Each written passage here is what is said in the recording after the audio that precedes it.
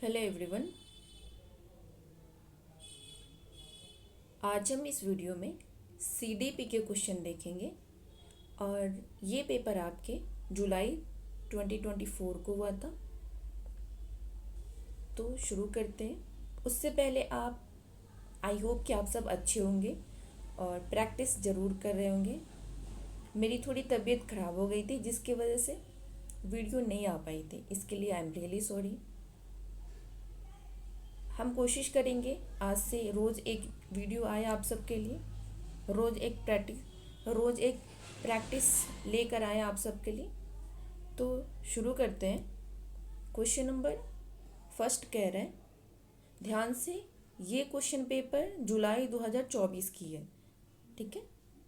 Question number first कह रहे हैं, निम्नलिखित में से कौन सा निरंतर और व्यापक मूल्यांकन का समर्थन करेगा। निरंतर और व्यापक। फर्स्ट कह रहे सर्वश्रेष्ठ कार्य पोर्टफोलियो, वृद्धि और अधिगम प्रगति पोर्टफोलियो, मानकीकृत उपलब्धि परीक्षण और मानकीकृत बुद्धि परीक्षण। तो आप बताएं इसका सही आंसर क्या होगा। इसका सही आंसर हो जाएगा option number second is a right answer, वृद्धि और अधिगम प्रगति पोर्टफोलियो। क्वेश्चन नंबर सेकेंड देखते हैं। ये कथन और कारण के क्वेश्चन है। कथन कह रहे हैं, शिक्षकों को बच्चों के साथ काम करते समय लगातार अपने समय के दृष्टिकोण और पूर्वाग्रहों की जांच करनी चाहिए।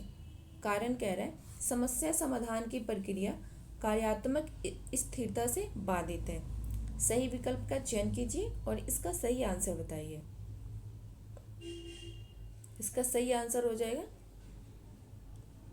बात तो सही है, दोनों ए भी सही है और आर भी सही है, पर एक दूसरे से अलग है, ये व्याख्या नहीं कर रहे हैं। तो इसका सही आंसर हो जाएगा ऑप्शन नंबर सेकेंड। ए और आर दोनों सही है, लेकिन ए की आर सही व्याख्या नहीं करते हैं, ठीक है।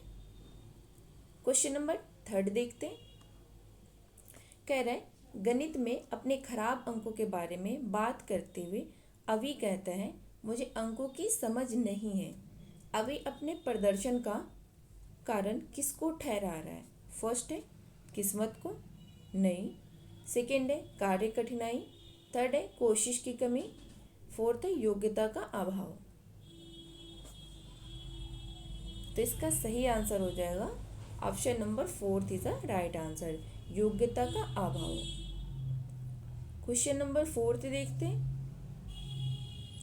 ये कह रहे हैं, लेवाइगोस्की के सिद्धांत के अनुसार छात्रों के सीखने के अनुभव को बेहतर बनाने के लिए निम्नलिखित में से कौन सा एक अनुशंसित दृष्टिकोण है।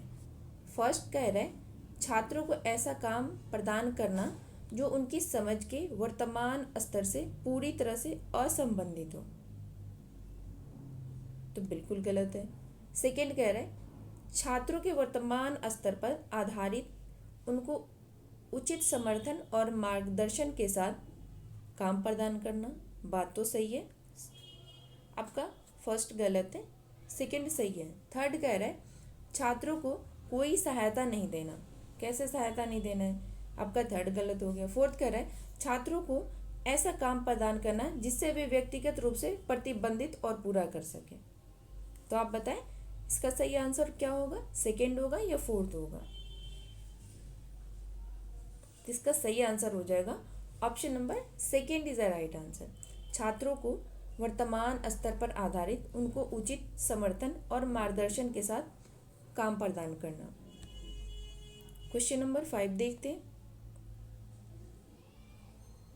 कह रहे हैं, निम्नलिखित में से कौन सा कथन प्रगतिशील शिक्षा में शिक्षक की भूमिका का सबसे अच्छा वर्णन करता है। फर्स्ट ऑप्शन कह रहे हैं, शिक्षक ज्ञान का प्राथमिक स्रोत है। सेकंड कह रहे हैं, शिक्षक एक सुविधा प्रदाता के रूप में कार्य करते हैं। बात सही है। थर्ड कह रहे हैं, शिक्षक निर्धारित पाठ्यक्रम को ज्यों का त्यों लागू करते हैं। ऐसा नहीं है। फोर्थ कह रहा है, शिक्षक बच्चों को स्वतंत्र रूप से कार्य करने के लिए उनके हाल पर छोड़ देते हैं। ऐसा भी नहीं है। तो इसका सही आंसर हो जाएगा option number second is the right answer. जो टीचर्स होते हैं वो एक सुविधा प्रदाता के रूप में कार्य करते हैं। क्वेश्चन नंबर 6 देखते हैं। हावर्ड गार्डनर की दी गई बुद्धि की अवधारणा का निहितार्थ है कि फर्स्ट है, सभी लोग दुनिया को समान रूप से समझते हैं और संसाधित करते हैं। सेकंड कह रहे अलग अलग आयामों में लोगों की अलग अलग योग्यताएं होती हैं। थर्ड कह रहा है बुद्धि का केवल एक ही आयाम होता है। फोर्थ कह रहा है बुद्धि केवल प्रयोगात्मक अधिगम से संबंधित है। तो आप बताएं इसका सही आंसर क्या होगा। बुद्धि का केवल एक ही आयाम होता है, ये आपका गलत हो जाएगा। केवल बुद्धि प्रयोगात्मक अधिगम से संबंधित है, ये भी आपका गलत हो जाएगा। सभी लोग दुनिया को समान रूप से समझते हैं और सभी लोग समान रूप से नहीं करते, सब अलग अलग से करते हैं। तो इसका सही आंसर हो जाएगा ऑप्शन नंबर सेकेंड। अगर अलग अलग आयामों में लोगों की अलग अलग योग्यताएं होती हैं। ठीक है, नेक्स्ट पे चलते हैं। क्वेश्चन नंबर 7 कह रहे हैं निम्नलिखित में से अवधारणा के निरूपण का कौन सा क्रम बच्चों की संज्ञानात्मक क्षमताओं को उत्तरोत्तर विकास के अनुसार है। फर्स्ट कह रहे क्रिया आधारित, छवि आधारित, संकेत आधारित। सेकंड कह रहा है छवि आधारित, संकेत आधारित, क्रिया आधारित। थर्ड कह रहा है संकेत आधारित, क्रिया आधारित, छवि आधारित। फोर्थ कह रहा है संकेत आधारित, छवि आधारित, क्रिया आधारित। तो आप बताएं इसका सही आंसर क्या होगा। वैसे इस टाइप के क्वेश्चन आते ही नहीं है जल्दी। कुछ साल पहले, 4-5 साल पहले एक बार ये क्वेश्चन आया हुआ था। तो इसका सही आंसर हो जाएगा option number first is a right answer. क्रिया आधारित, छवि आधारित और संकेत आधारित। नेक्स्ट क्वेश्चन पे चलते हैं। क्वेश्चन नंबर 8 पे चलते हैं। ये कह रहा है कथन कह रहा है शिक्षकों को कक्षा में प्रभावी संज्ञान सुनिश्चित करने के लिए बच्चों को संवेगात्मक सहारा देना चाहिए। वैसे बात तो सही है। सेकंड कह रहा है संवेग और संज्ञान एक दूसरे से जटिल रूप से संबंधित है। आपका ये भी सही है, ए भी सही है और आर भी सही है। तो सही विकल्प का चयन कीजिए। इसका सही आंसर हो जाएगा option number first is the right answer. A और आर दोनों सही है और इसकी व्याख्या भी करते हैं। क्वेश्चन नंबर 9 देखते हैं। ये कह रहे हैं विकास के संदर्भ में निम्नलिखित में से कौन सा कथन सही है। फर्स्ट है विकास एक असतत प्रक्रिया है। अगर यह पियाजे की बात आती तो पियाजे ने ना स्टेज में बांट रखे हैं, 4 स्टेज दे रखे हैं SPCF।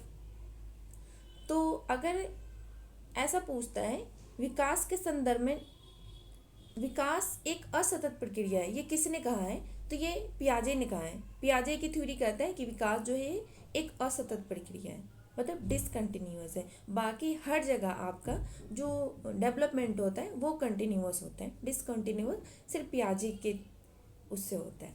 क्वेश्चन नंबर 2 कह रहा है, सेकेंड ऑप्शन कह रहा है विकास चक्रीय तरीके से होता है, रैखिक नहीं। बात ये भी सही है।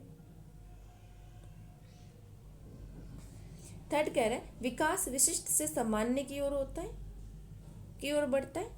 फोर्थ कह रहा है विकास के विभिन्न पहलू एक दूसरे से स्वतंत्र होते हैं। नहीं, विकास के जो पहलू होते हैं वे एक दूसरे से स्वतंत्र नहीं होते हैं। तो ये आपका नहीं होगा। सही कथन पूछ रहे हैं, ये आपका नहीं होगा। विकास एक विशिष्ट से सामान्य की ओर बढ़ता है, नहीं, जो सामान्य से विशिष्ट की ओर बढ़ता है। आपका थर्ड भी गलत हो गया। तो आपका सही आंसर होगा option number 2 is a right answer. विकास चक्रीय तरीके से होता है, रैखिक नहीं। क्वेश्चन नंबर 10 देखते हैं। लीवाइगोस्की के अनुसार बच्चे अपने समय के व्यवहार को किस प्रकार नियमित करते हैं। फर्स्ट कह रहे हैं अनुकूलन की प्रक्रिया द्वारा, आत्मवाक्य प्रयोग द्वारा, संतुलीकरण की प्रक्रिया द्वारा, खुद को पुनर्बलन के उपयोग द्वारा। तो लीवाइगोस्की कहता है आत्मवाक्य प्रयोग द्वारा। Option number 2 is the right answer. Question number 11 देखते हैं। कक्षा 5वीं के बच्चों को तैरने और डूबने की अवधारणाओं को पढ़ाने के लिए संरचनावाद में दृढ़ विश्वास रखने वाले शिक्षकों द्वारा कौन सा शैक्षणिक दृष्टिकोण अपनाया जाएगा? फर्स्ट है व्याख्यान विधि, वीडियो दिखाना, निर्देश एंड खोज, पावर पॉइंट प्रस्तुतिकरण दिखाना। तो इसका सही आंसर हो जाएगा option number 4 is the right answer, निर्देशित और खोज। क्वेश्चन नंबर 12 देखते। निम्नलिखित में से कौन सा सार्थक सीखने के लिए एक प्रभावी स्मृति का तकनीक नहीं है? नहीं पूछ रहे हैं। फर्स्ट है रटने व दोहराने, सेकेंड है स्मृति सहायक विधियाँ, संकल्पन, चित्रण, विस्तृत, दोहराव। तो जो तकनीक नहीं है वो हो जाएगा ऑप्शन नंबर फर्स्ट, रटने और दोहराव। क्वेश्चन नंबर 13 देखते। निम्नलिखित में से कौन सा एक अच्छी तरह से तैयार किए गए आलोचनात्मक सोच वाले प्रश्न की विशेषता नहीं है? फर्स्ट कह रहा है यह खुला प्रश्न है और कई उत्तरों को प्रस्तुत करने की अनुमति देता है। सेकेंड है यह मुख्य रूप से तथ्यात्मक जानकारी पर आधारित है, इसमें सूचना के विश्लेषण और मूल्यांकन की आवश्यकता होती है। यह उच्च स्तरीय सोच और समस्या समाधान कौशल को बढ़ावा देता है। अगर यह विशेषता है नहीं रहता तो आपका फर्स्ट भी सही हो जाता, थर्ड भी सही हो जाता और फोर्थ भी सही हो जाता। तो जहाँ ये पूछ रहा है विशेषता नहीं है, तो इसकी जो विशेषता नहीं है वो हो जाएगा ऑप्शन नंबर सेकंड, यह मुख्य रूप से तथ्यात्मक जानकारी पर आधारित है।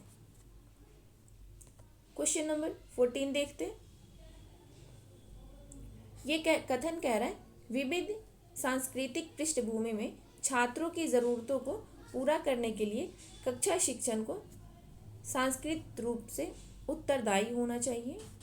कारण कह रहा है कक्षा में समता केवल मानकीकृत पाठ्यचर्या व आकलन के द्वारा सुनिश्चित की जा सकती है। तो आप बताएं इसका सही आंसर क्या होगा?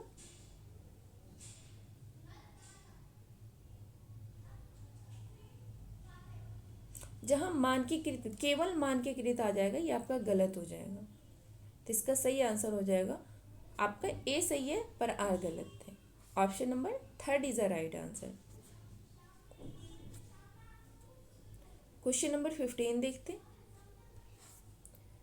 जागृति को पता चल गया कि उसका कुत्ता रस्टी एक गोल्डन रिट्रीवर है। जब वह एक और कुत्ते को देखती है जो रस्टी जैसा दिखता है लेकिन एक अलग नस्ल का है, तो वह उसे भी कुत्ता ही समझती है। जीन पियाजे के संज्ञानात्मक विकास के सिद्धांत के अनुसार यह किस अवधारणा को प्रदर्शित करता है?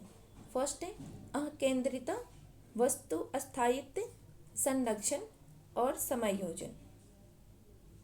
तो इसका सही आंसर हो जाएगा option number 4 is the right answer, समायोजन।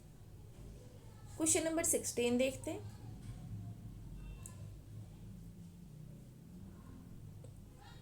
ये कह रहे हैं अनुवांशिकता पूरी तरह से एक व्यक्ति की डैश का निर्धारित करती है।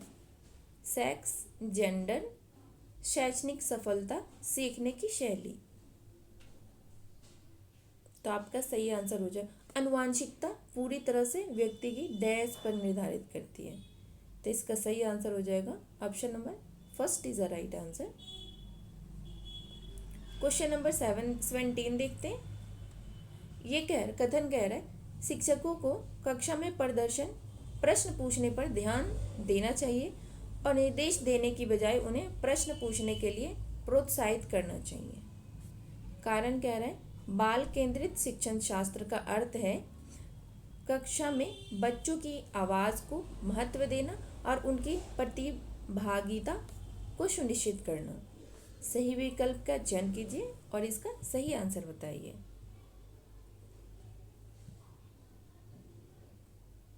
तो इसका सही आंसर हो जाएगा ऑप्शन नंबर ए भी सही है और आर भी सही है। जब दोनों सही है तो option number first is the right answer. Question number 18 देखते हैं। दोहराव व बारंबार किए जाने वाला व्यवहार किसकी विशिष्ट पहचान है? फर्स्ट है सौलीन क्रम विकार की, अधिक एक सेकेंड अधिगमात्मक विकलांगता की, ध्यान न्यूनता अतिक्रियाशीलता विकार की, मस्तिष्क पक्षपात की, दोहराव व बारंबार। तो इसका सही आंसर हो जाएगा option number first is the right answer, सौलीन क्रम विकार की। क्वेश्चन नंबर 19 देखते हैं। शिक्षार्थी अधिगम प्रक्रिया में व्यस्त और सक्रिय रूप से शामिल महसूस करते हैं जब गतिविधियां उनके संदर्भ से संबंधित होती हैं। बात तो सही है। अधिगम का बल दोहराव और रटने पर होता है, ये बिल्कुल गलत है। शिक्षार्थी की सामाजिक भावनात्मक आवश्यकताओं की उपेक्षा की जाती है, बिल्कुल गलत है। उनके पूर्व ज्ञान को पृथक किया, नहीं, पृथक कैसे करना है? तो इसका सही आंसर हो जाएगा option number first is the right answer, गतिविधि उनके संदर्भ से संबंधित होती है। क्वेश्चन नंबर 20 देखते हैं। आमतौर पर सीखने की क्षमता कठिनाइयों वाले बच्चे में, फर्स्ट कह रहा है नज़र कमज़ोर होने के कारण पढ़ने में परेशानी होती है, अपनी भावनाओं को नियंत्रित करने में समस्या होती है, एक जैसे दिखने वाले अक्षर और वर्ण को लेकर भ्रम हो जाता है, मानक बुद्धि परीक्षण के माध्यम से निदानित बहुत कम बुद्धि लब्धि होती है। तो आप बताएं, अक्षमता कठिनाई वाले बच्चे के बारे में पूछ रहे हैं, तो इसका सही आंसर हो जाएगा option number third is the right answer, एक जैसे दिखने वाले अक्षर और वर्ण को लेकर भ्रम होता है, जैसे पी को डी पढ़ना, एम को डब्ल्यू पढ़ना। क्वेश्चन नंबर 21 देखते हैं। ऐसे बच्चे जिन्हें बहुत कम उम्र से गंभीर मानव सामाजिक अभाव का अनुभव किया है, आमतौर पर उनके विकास में देरी या बाधा उत्पन्न होती है और पुनर्वास के बावजूद विकास के कुछ क्षेत्रों में सुधार अधीनस्थ होने की संभावना है। यह अवधि जिसमें विकास पर्यावरण समर्थन से महत्वपूर्ण रूप से प्रभावित होती है, डैश कहलाती है। फर्स्ट है निगमनात्मक अवधि, सहज काल, मूल्य काल और संवेदनशील अवधि। इसका सही आंसर हो जाएगा option number fourth is the right answer, संवेदनशील अवधि। क्वेश्चन नंबर 22 देखते हैं। विभिन्न जेंडर के व्यवहार के बारे में पूर्व कल्पित सामान्यीकरण क्या कहलाते हैं? फर्स्ट है जेंडर रूढ़िवादिता, जेंडर भेदभाव, जेंडर पहचान, जेंडर प्रारूप।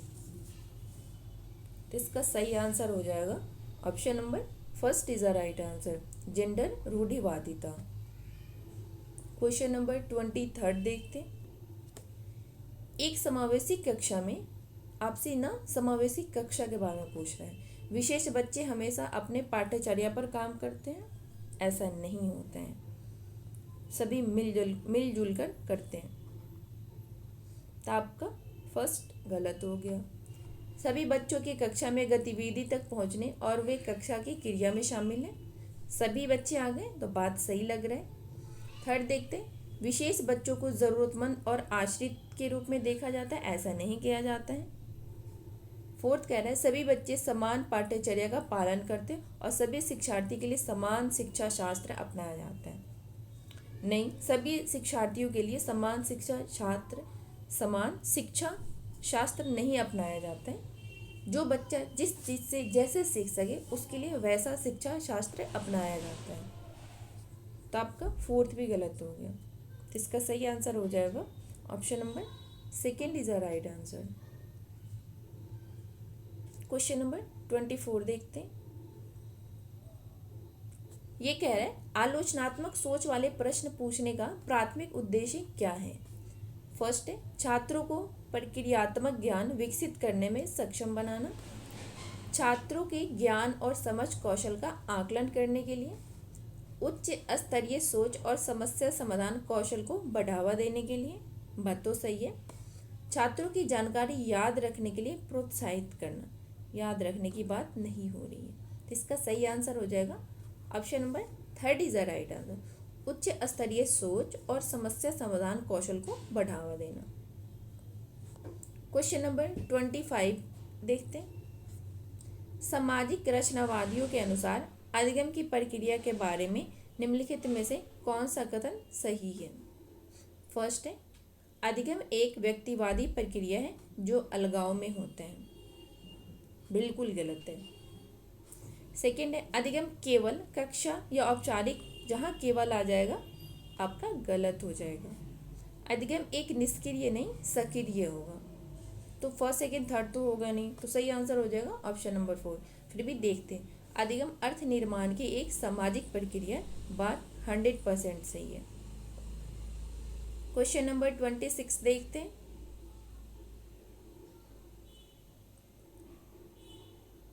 कथन कह रहा है, जबकि कुछ बच्चे 12 महीने की उम्र में बड़बड़ाना और 2 शब्द का वाक्य बोलना शुरू कर देते हैं, अन्य 20 महीने की उम्र तक ऐसा नहीं करते हैं। कारण कह रहे हैं, विकासात्मक प्रतिमान केवल सांकेतिक है और व्यक्तिगत बच्चों का विकास काफ़ी भिन्न हो सकता है। सही विकल्प चुनिए और इसका सही आंसर बताना है आपको। तो इसका सही आंसर हो जाएगा option number first is a right answer.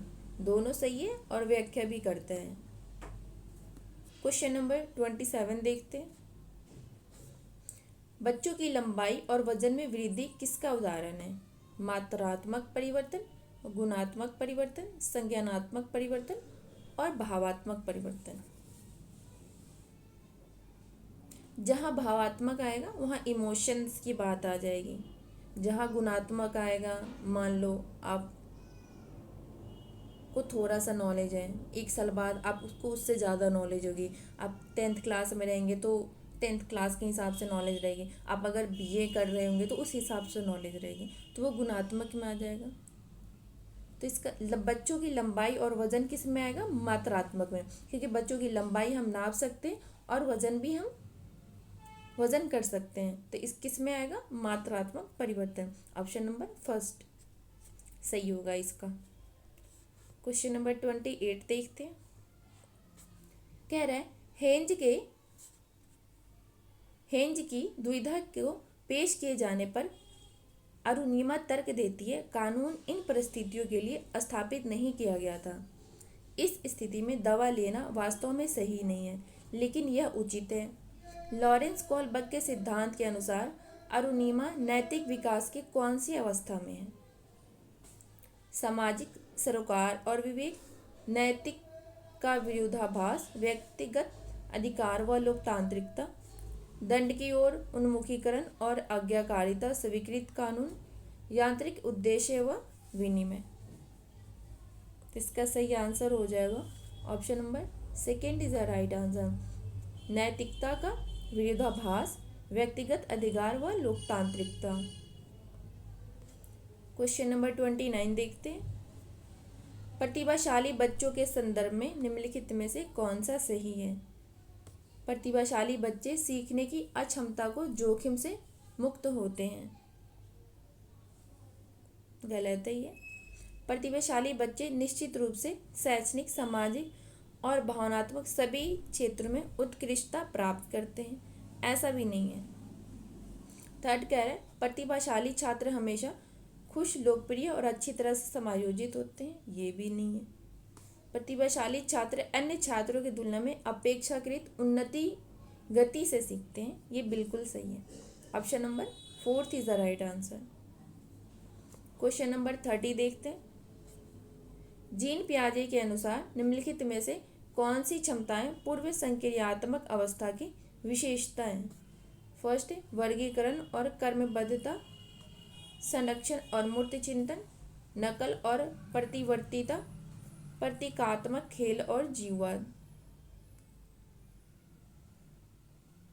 तो इसका सही आंसर हो जाएगा option number 4 is the right answer. प्रतीकात्मक खेल और जीववाद। हो गए आपके CDP के 30 क्वेश्चन कंप्लीट। ये पेपर जुलाई 2024 के हैं। दिसंबर 2024 के हमने लास्ट वीडियो में करवा दिए थे। आई होप कि आपको ये वीडियो पसंद आएगी और आप इस वीडियो को ज़रूर देखें, प्रैक्टिस ज़रूर करें। अभी सीटें जुलाई में होगा, अभी कौन सा महीना चल रहा है, मार्च। मान लो मार्च ख़त्म होने वाला है, अप्रैल मई जून, आपको ना 3 महीने हैं आपके पास। बस जम के प्रैक्टिस करें।